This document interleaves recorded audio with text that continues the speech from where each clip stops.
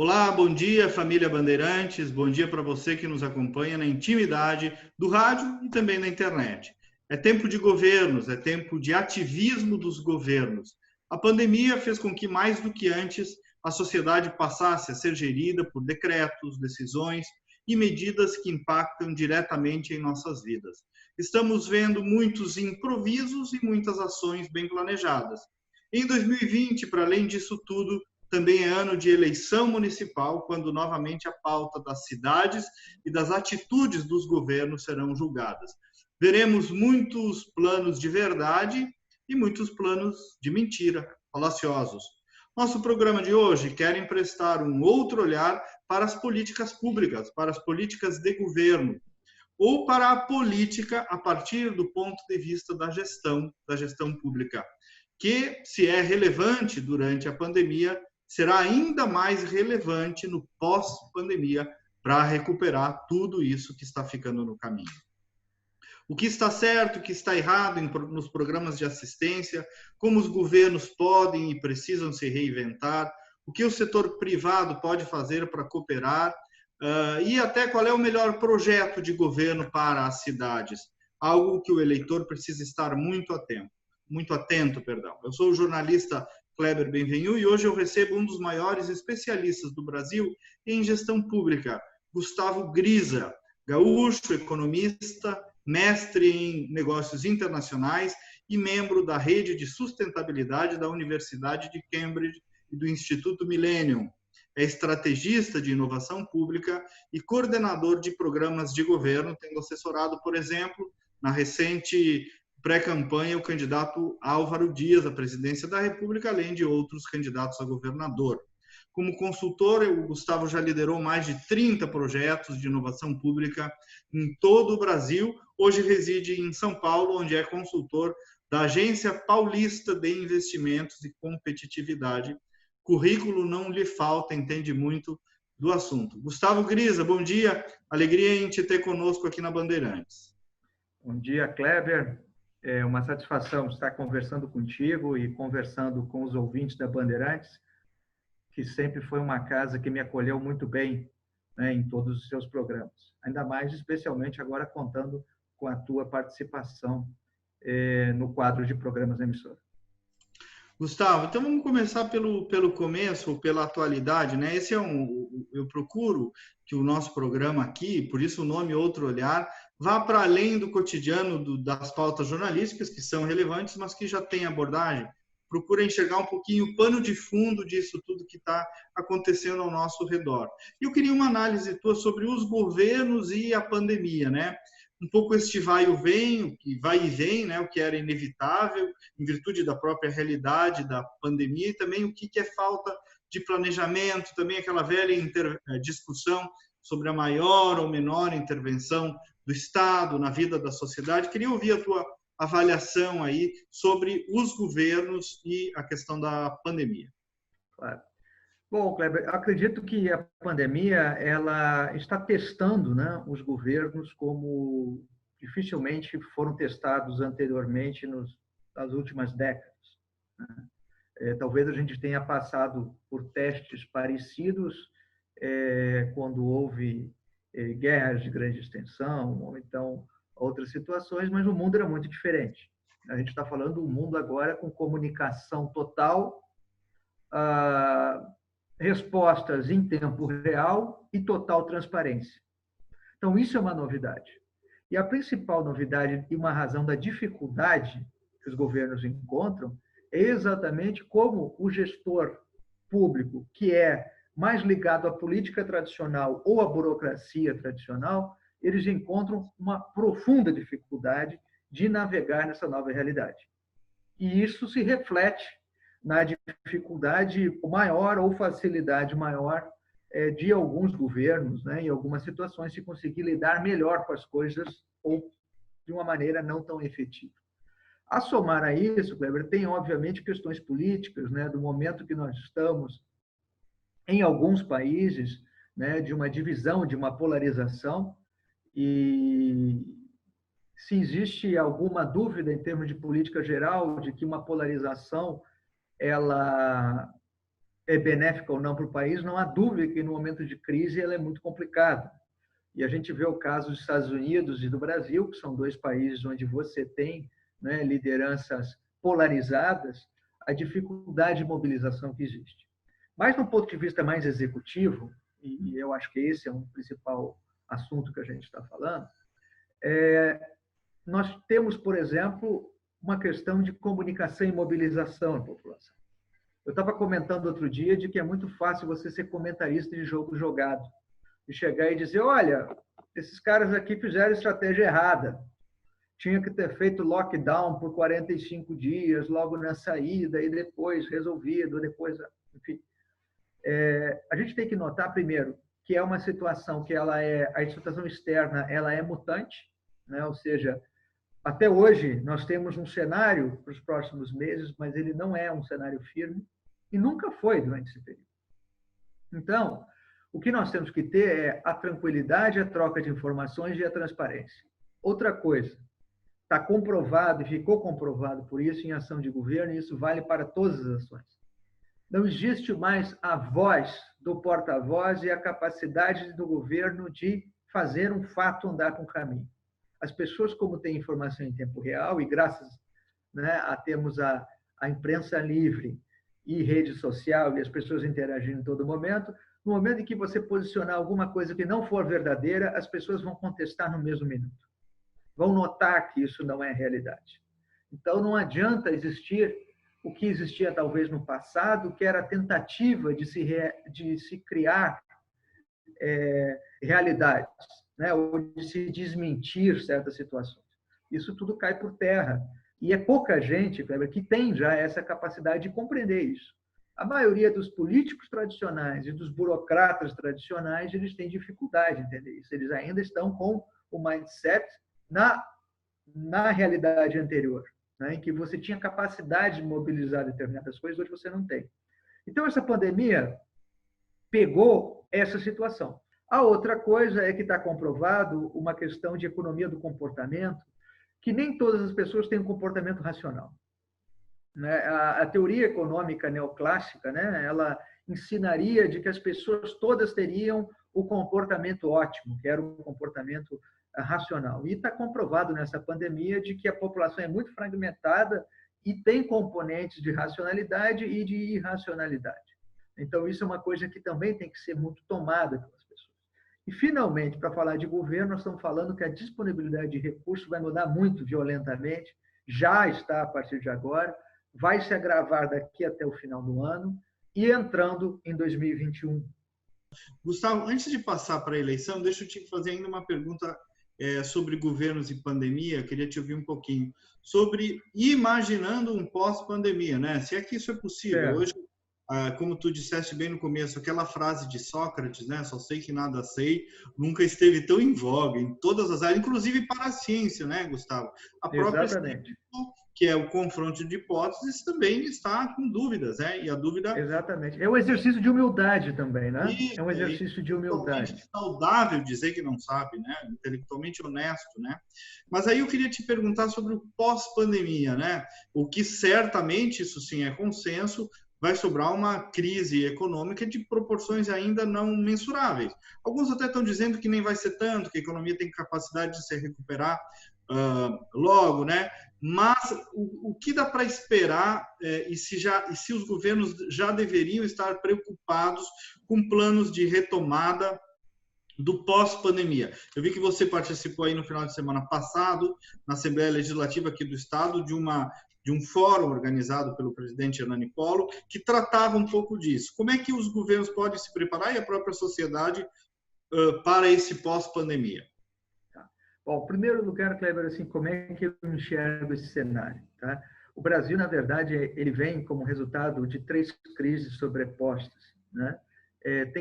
Existe uma situação econômica que, se não era de crise, ela ainda era bastante preocupante, independente da pandemia. Né? Então, você tinha indicadores para esse ano, ainda que existia uma recuperação nominal, ainda sob condições muito difíceis. Né? Precisava ainda fazer com que várias reformas acontecessem. Você tinha um cenário bastante desafiador do ponto de vista macroeconômico para o Brasil, de qualquer maneira, sem pandemia. Então, você teve a pandemia, você tem essa questão institucional mal resolvida, né? Federativa, um pouco conflituosa entre a União, os estados, os municípios, que também não ajuda, mas também não é exclusividade do Brasil. Citei os Estados Unidos como outro país onde isso está acontecendo em grande dificuldade. Mas, em termos de números, nós vamos ter aqui no Brasil, a economia vai fechar entre menos 6% e menos 9%. Se você chegasse em dezembro do ano passado e dissesse para qualquer um que a expectativa de fechar a economia do Brasil entre menos 6% e menos 9%, isso era pavor generalizado. Né? Então, é uma... Nem a mais otimista das previsões diria isso, né? Exatamente. Então, assim, tanto que o pior que nós já tivemos hoje foi menos 3% ou menos 4%, que foi 82 para 83, foi um dos piores anos. Né? Nós não tínhamos, provavelmente esse ano vai ser a pior taxa da história de crescimento das últimas décadas. Mas, claro, tem a pandemia. O que a gente pode falar do lado otimista é que as pessoas, no começo, achavam que nós poderíamos chegar até menos 20, menos 25, né? Que as economias, nas suas parciais mensais, poderiam medidas como menos 20, menos 30, menos 35, e nós não tivemos isso. Nós tivemos queda, estamos tendo queda na casa talvez próxima de 2 dígitos, de menos 10, talvez, nos piores meses aí que nós tivemos de cessão de atividade, que foram abril e maio. Então, nós temos, obviamente, um ano muito difícil, um prospecto matematicamente complicado, principalmente na questão pública. Né? Na questão macroeconômica, haverá, obviamente, um agravamento. Você já teve as empresas que sofreram muito, né, com esses meses, mas há uma possibilidade de recuperação que entre setembro e dezembro nós vamos voltar a ter dinheiro circulando na economia. Apesar do agregado ser ruim, muita gente preservou seu poder de compra durante esses meses, acabou não fazendo tanto consumo e vai estar consumindo de setembro e dezembro. Então, assim, algum dinheiro vai circular na economia e o resultado que as pessoas sentirão não será tão negativo. Mas você terá, sim, agravamento de desemprego, mas o que mais me preocupa é o agravamento da conta pública, né? Que é uma coisa que não chega nas pessoas tão claramente, mas tem muito a ver com isso que nós estamos conversando, que é o agravamento da conta pública, porque nós já tínhamos projeções muito complicadas, tanto para o Brasil quanto para o Rio Grande do Sul, sem pandemia. Né? A se somar essa dificuldade, ou seja, você teve uma queda de arrecadação óbvia, né, nesses meses em que tivemos uma redução de atividade, e você vai ter um aumento de gastos por conta da pandemia, porque foi necessário maior gasto com saúde, etc, etc. Então, esse cenário é muito desafiador. E é o momento dos governantes começarem a falar a verdade para as pessoas, né? A ser mais direto com as pessoas em relação a isso. Tem que entender quais sacrifícios serão feitos, quais os ajustes que serão feitos, evitando pânico. Né? Então, é o momento de acelerar o que a gente chama de inovação pública, do processo de transformação, até porque, vou ser muito sincero com você, também ficou claro há alguns meses que determinadas estruturas que ninguém sentiu falta deles. Né? Várias estruturas, ninguém sentiu falta delas. Isso vale também para setores de iniciativa privada. Então, quer dizer, o nosso mundo essencial, que vai sair lá em setembro, é muito diferente do mundo que entrou em março. Então, você teve alguns anos nesses 4 meses. E, na questão pública, é um grande divisor de águas. Aí eu faço já esse gancho com, talvez, o nosso próximo assunto, que seria o fato de a gente ter uma eleição municipal, e a gente pergunta, será que as pessoas vão estar elegendo os mais do mesmo? Ou elegendo visões muito tradicionais de estanques, ou também não é a hora de quem bota o fogo no circo. Né? Eu não sei se ficou claro, mas assim, esse paralelo, né, entre a questão econômica retomada e agora a decisão política. E por que a decisão política ela é tão importante? Porque de todos os agregados macroeconômicos, a conta pública talvez seja mais atingida por essa crise. E por isso que tu traz aí o pressuposto de um discurso realista, verdadeiro, né? Cru tanto quanto possível, mas às vezes a conexão com a esperança se dá a partir de cruezas também, a partir de dores, né? O que não conecta a esperança é em discurso mentiroso e falacioso, né? E esses dias eu vi um aluno que eu atendo aqui num curso que eu dou, ele iniciava a sua saudação dizendo assim: Bom dia às pessoas de coragem. Disse, olha, coragem todos têm, ou quase todos têm, ou imagino que tenham, mas as pessoas estão com medo também, né? As pessoas estão mexidas, estão transformadas. Quando o terreno está assim, né, Gustavo, há fertilidade para a verdade, né? Porque às vezes a falsa Exatamente. empolgação é terreno para falsos sassamutemas, né? Exatamente. Então, tu traz um ponto importante aí, que é justamente o que eu ia te perguntar sobre eleições. Para o que as pessoas deveriam ou deverão prestar atenção, especialmente nessa eleição de 2020? É uma conjunção de coragem, determinação e serenidade. A gente tem que entender o que é este novo. Não é o novo aloprado. É isso mesmo que você fala. Não é o cara que joga fogo no circo. Não é o cara que vem dizendo que é o salvador da pátria. Né? É muito mais programático, ou seja, você vai ter que falar mais sobre plataforma de governo, falar mais sobre conteúdo. Lembramos que o programa de governo esse ano será obrigatório para a grande maioria das cidades, e o programa de governo não é uma folha escrita em cima da coxa, 2 dias faltando escrito da eleição e faz de qualquer jeito, entrega lá, porque ninguém vai olhar isso aqui, não tem importância mesmo, e sim uma coisa real. Por quê? Exatamente porque as pessoas, e vocês vão ver isso, né? Até no perfil de quem vai ser eleito, na maioria das cidades. É uma coisa de responsabilidade com inovação. Então, mesmo os tradicionais, aqueles que estão buscando a reeleição, vão ter que mudar um pouco o seu posicionamento. Ele é mais próximo da verdade. Tu falaste aí sobre plano de governo, né? A importância do plano de governo nas eleições de 2020. Tu já participaste da concepção de planos de governo, assessoraste campanhas em concepção de planos de governo de verdade, não aquilo que tu Sim. disseste, o papelzinho na coxa 2 dias antes da eleição. Até para eventuais pré-candidatos que estejam nos ouvindo, como é que se formata um plano de governo de verdade sem estar dentro do governo? Qual é que é o caminho, qual é a metodologia? Qual é a sugestão que tu queira dar para quem queira fazer um plano de governo sério? O programa de governo ele tem que ter um propósito, ele tem que ter uma estrutura, né? Ele é uma plataforma junto. Ele tem que ter, de certa forma, um resumo da plataforma, de que forma eu estou me posicionando.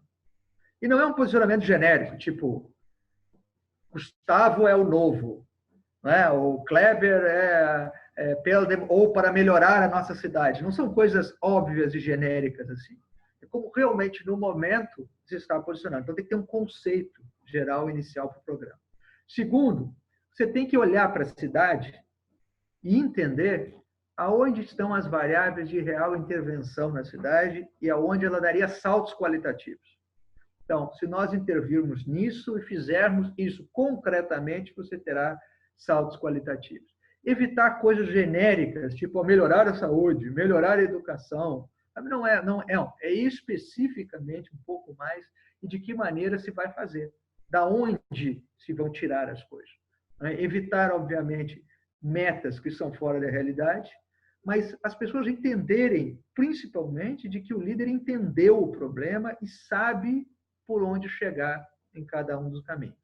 Então, o programa de governo é um resumo da sua plataforma e de que maneira você quer se posicionar para a cidade e mostrar, já por esse entendimento, o quanto você tem um entendimento da realidade e de construção para o futuro, nos próximos 4 anos.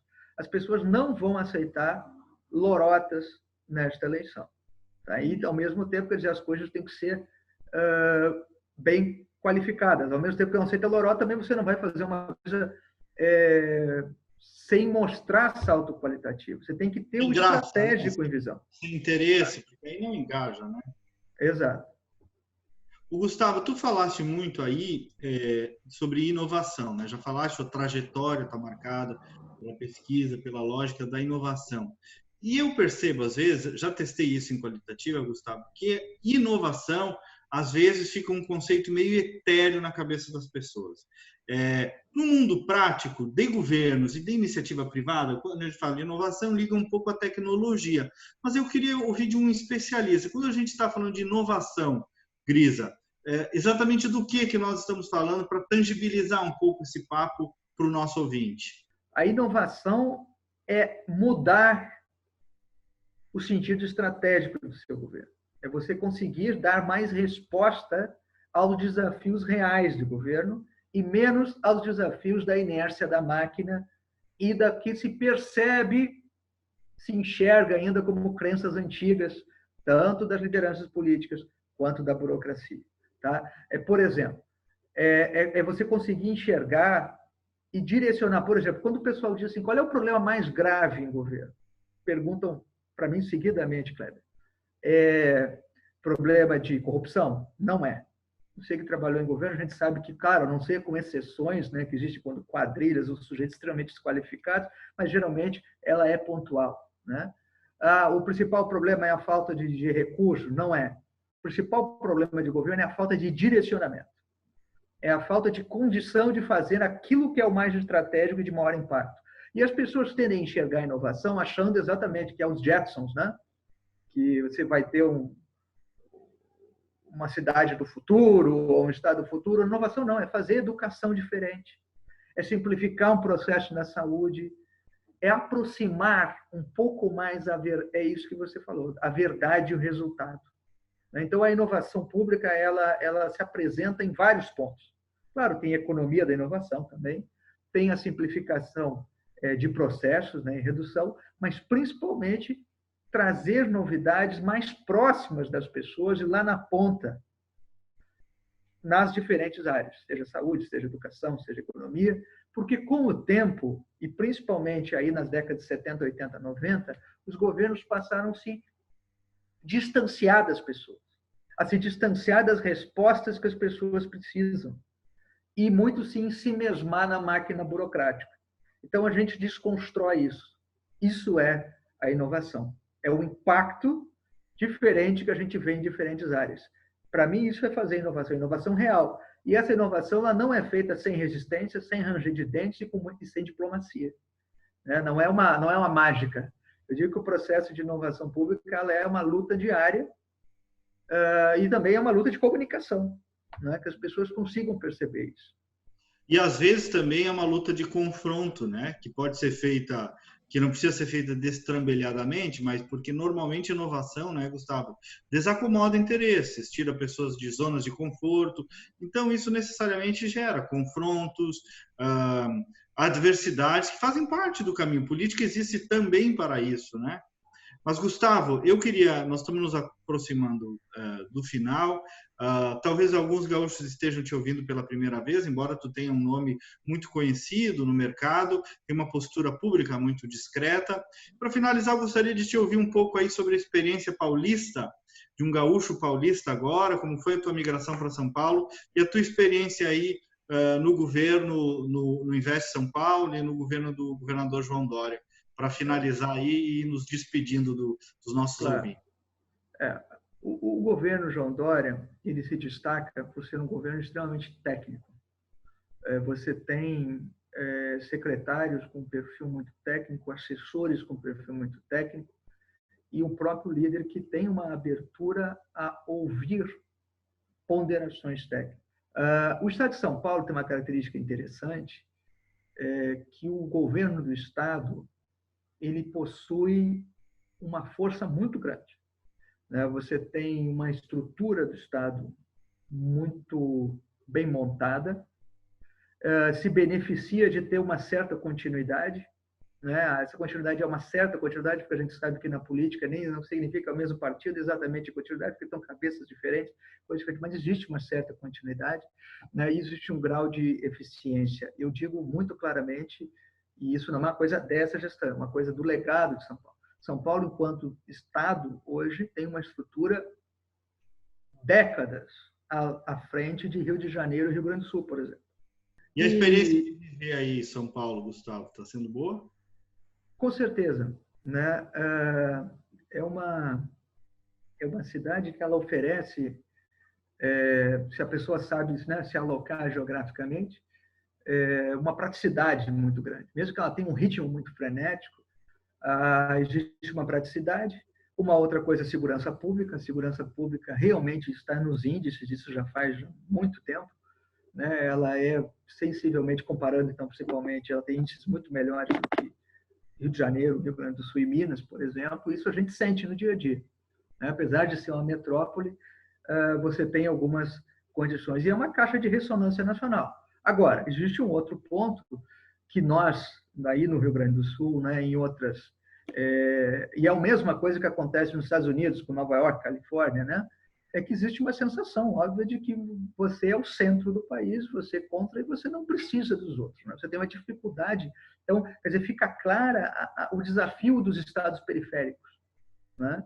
Os estados periféricos como o Rio Grande do Sul e outros, quer dizer, tem que conseguir se inserir nessa economia nacional, que essa economia nacional se tornou uma economia muito paulista.